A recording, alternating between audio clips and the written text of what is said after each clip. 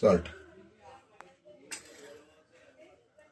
ఇది వడపిండి ఆల్రెడీ నేను గ్రైండ్ చేసి పెట్టుకున్నానండి. ఇది వడపిండి. ఫస్ట్ ఆనియన్స్, మసాలా వడ,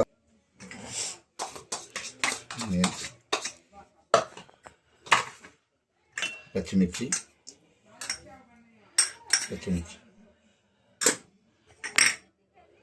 అల్లం పేస్ట్, మసాలా గారెడ్డి, అల్లం పేస్ట్, కరివేపాకు, కొత్తిమీర ఎక్కువ వేసుకోండి, గారికి బాగుంటుంది. ఇది మొత్తం మిక్స్ చేయాలి. మసాలా గారి పిండి అండి ఇది. ఇది పచ్చిమిరపప్పుతోనే చేసుకుంటారు. ఇదిగోండి, ఇదంతా అట్లా మిక్స్ చేసుకోండి. మిక్స్ చేసుకోండి. మసాలా గారి అండి. ఇది పచ్చిమిరపప్పుతో చేస్తారు. మామూలు గారి కాదండి, మసాలా గారి. పచ్చిమిరపప్పు, ఉల్లిపాయలు, పచ్చిమిర్చి, అల్లం పేస్టు, తర్వాత కొత్తిమీర, కరివేపాకు ఇవన్నీ వేసి మిక్స్ చేసి కొంచెం సేపు ఊరబెట్టుకుంటే ఇప్పుడు నూనె పోసుకొని ఈ వడలు మరీ లావుగా చేసుకోమాకండి. కొంచెం సిమ్లో పెట్టుకోండి.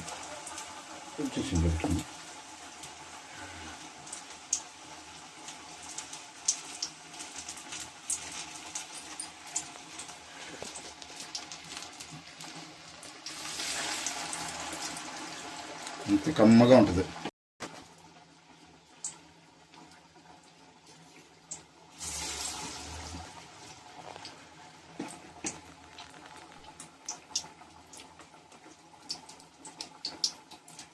ఈ కడాయిలో వేగుతుంది. బాగా వేగాలి, ఎర్రగా రావాలి గారి. ఎర్రగా వచ్చి దీన్ని కట్ తీసుకోవాలి. ఎందుకంటే దీంట్లో ఉన్న ఆయిల్ అంతా బయటికి రావాలి. అది మసాలా గారి రెడీ అండి. ఎంత ఎర్రగా కలిగింది, అంత కలర్గా వచ్చింది చూడండి.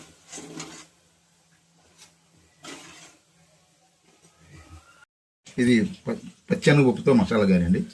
మసాలా గారి అంటే అల్లం పేస్టు, ఉల్లిపాయ, పచ్చిమిర్చి, కొత్తిమీర,